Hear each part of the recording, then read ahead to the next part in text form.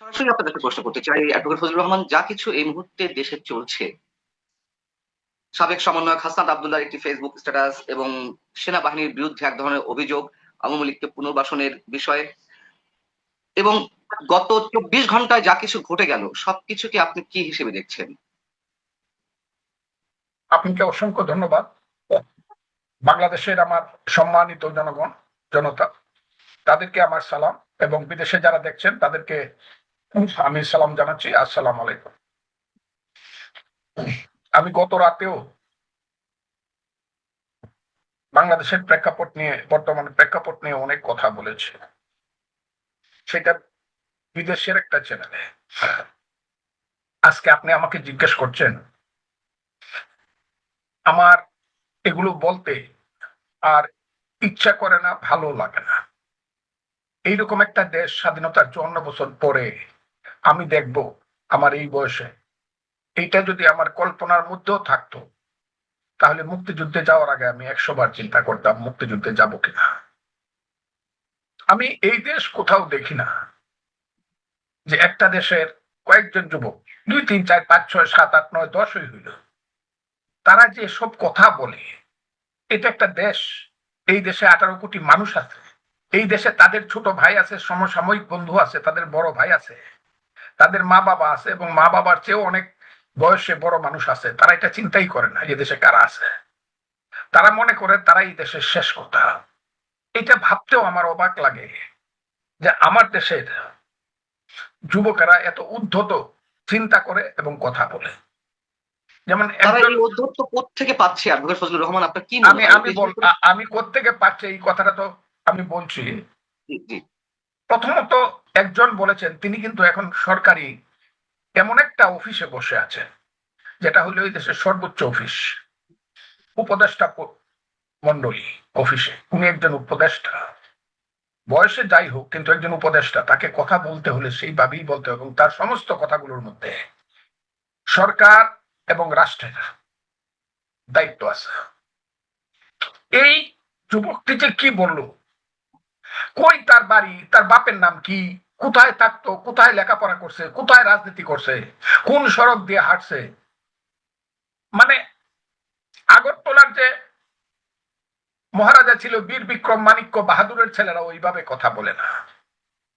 তারা মনে হইতেছে তারা ওই ধরনের বীর বিক্রম মাণিক্য বাহাদুর। কি বলতেছে, ৫ই আগস্টের আন্দোলন যদি আমরা সফল হতে না পারতাম, তাহলে প্রয়োজনে সশস্ত্র যুদ্ধ করতাম। এর আগে ২, ৩ জন ছেলে বলেছে কিভাবে তারা পুলিশকে মেরেছে, কিভাবে কি তারা উড়িয়ে দিয়েছে, ইত্যাদি ইত্যাদি। পরশুদিন আরেকবার একজন বলল, তার নাম বোধহয় হাসনাত আব্দুল্লাহ, সে এমন ভাবে ক্যান্টনমেন্টকে চ্যালেঞ্জ করলো, সেনাবাহিনীকে চ্যালেঞ্জ করলো, যদিও সে বলল যে প্রয়োজনে নিজের জীবন দিয়ে দিব। জীবন দিয়ে দিব মানে তো যুদ্ধ করার প্রয়োজন আসবে। তো উনি যুদ্ধ করতে চান কার বিরুদ্ধে?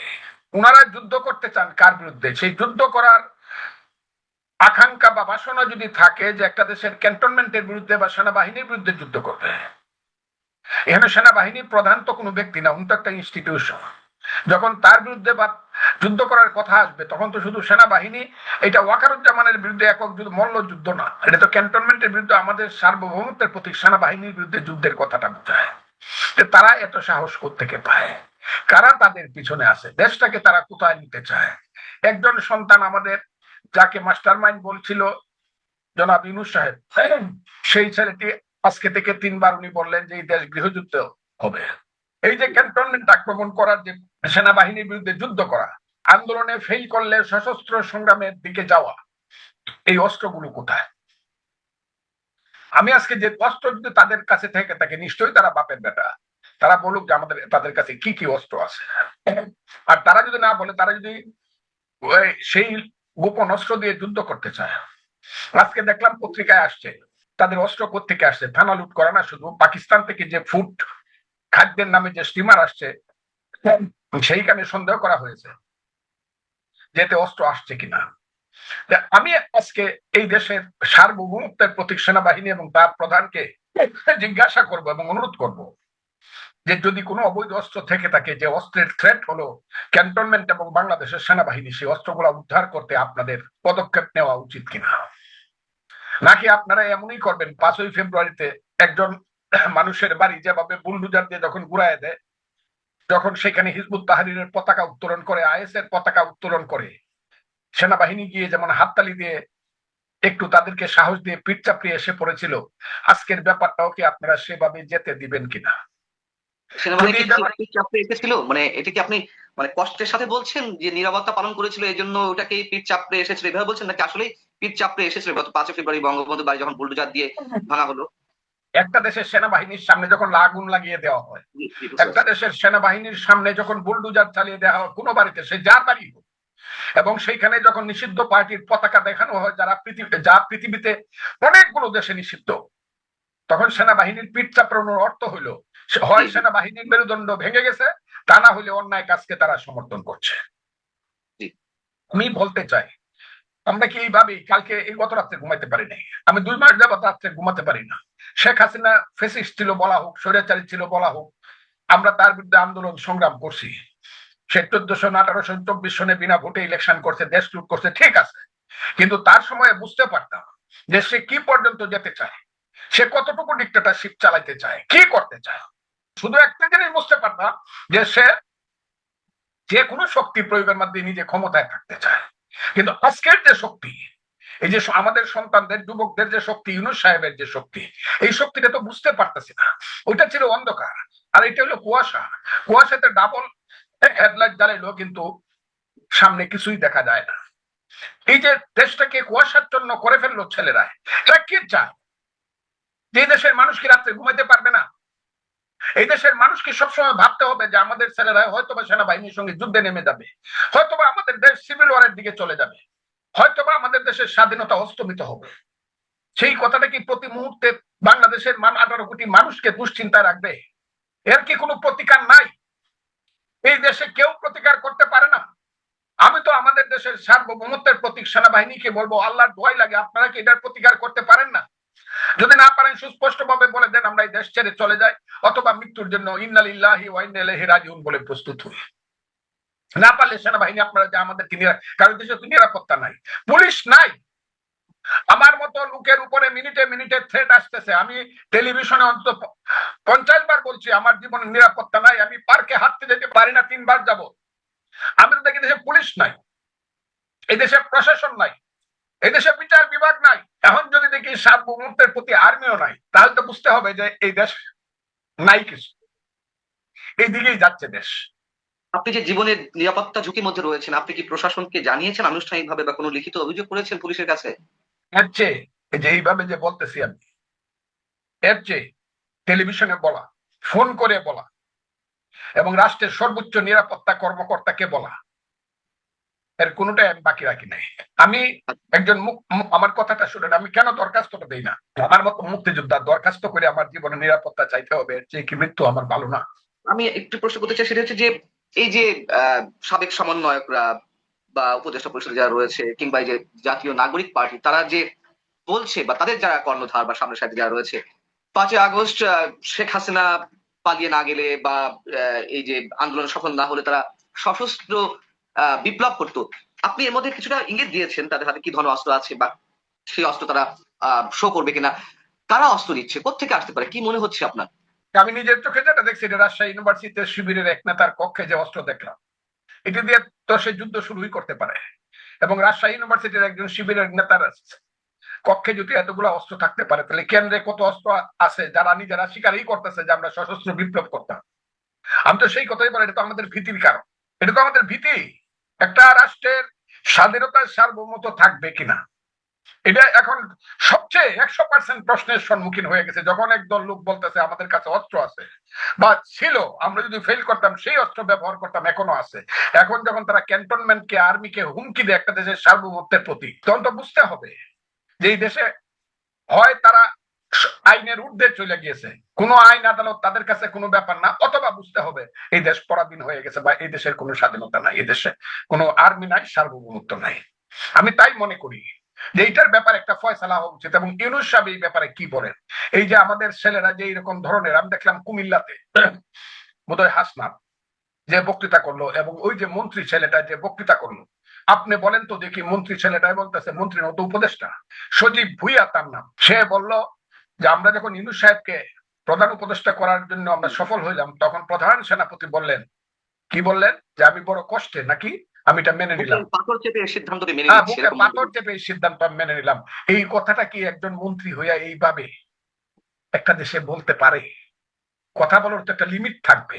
হয় তার মন্ত্রিত্ব যাবে, না হয় সেনাপতিত্ব যাবে, কোনটা যাবে আমি তো বুঝতেছি না। দুজনই তো আছে এখনো 24 ঘন্টা আমি দেখতেছি। সেনাপ্রধান যে মন্তব্যটি করেছেন সেটা তো লজিক্যাল, যে একজন কনভিক্টেড ব্যক্তি, সাজাপ্রাপ্ত আসামি কিংবা মামলার আসামি, তিনি একজন সরকার প্রধান হন কিভাবে? এটা তিনি আইনের জায়গা থেকে বলতেই পারেন। তুমি সব যারা হিজবুত তাহরির করো, যারা আল কায়দার মতো আফগানিস্তান বানাতে চাও, যারা এই দেশটাকে সিরিয়া বানাতে চাও, কালকেও একটাই বলছে, এগুলোরে কি বলবো আমি, যে না আমরা সিরিয়ার মতো করব না, তবে আমরা তুরস্কের মতো করবো। তাহলে সেনাবাহিনীকে যে মুখোমুখি দাঁড় করানো হচ্ছে, গণমানুষের বিরুদ্ধে তাদেরকে দাঁড় করানো হচ্ছে, দাঁড় করানোর চেষ্টা চলছে, মানে সেনাবাহিনী সম্পর্কে এমন একটি চিত্র আমাদের সামনে উপস্থাপন করা হচ্ছে এই ছাত্র সমন্বয়ক বা একটা বিশেষ গোষ্ঠীর পক্ষ থেকে। এটি কিসের ইঙ্গিত? আপনি বারবার এই কথাটা বলতেছেন, আমি যতটুকু প্রথমেই প্রশ্নটা আপনি করছেন, এখনো করছেন, আমি এর চেয়ে খুব বেশি বলতে চাই না। আমার বুকটা ঠক করে উঠে, কাইপে উঠে, আমার হার্ট বন্ধ হয়ে যেতে পারে। আমি এটা চিন্তা করতে চাই না যে একদল লোক সেনাবাহিনীর বিরুদ্ধে যুদ্ধে গেছে। আল্লাহর দোয়াই লাগে, একটা দেশে আমি চিন্তাই করতে চাই না আমার স্বাধীন বাংলাদেশে, যে আমার দেশে স্বাধীনতা সার্বভৌমত্বের প্রতি সেনাবাহিনীর বিরুদ্ধে এইভাবে কেউ কথা বলতে পারে, এবং যারা এইভাবে কথা বলতে পারে যাদের কোনো হুঁশ নাই, এদেরকে আমি পাগল বলবো না, পাগল বলবো না। এরা ক্ষমতার মদমোহে অন্ধ হয়ে গেছে, এদেরকে অন্ধ বলবো। এদের বিবেক বন্ধ হয়ে গেছে, এরা বুঝতেছে না কি কথাগুলো ওরা বলতেছে। তাদের কথাগুলো নির্জলা অর্থ হইলো সেনাবাহিনীর বিরুদ্ধে যুদ্ধ করতে চায় তারা। আমি এইটা আমি দেখতে চাই না বাংলাদেশে। আল্লাহর দোয়া লাগে আমি সিরিয়ার মতো বছরের পর বছর একটা দেশে রক্তের সাগর সৃষ্টি হোক।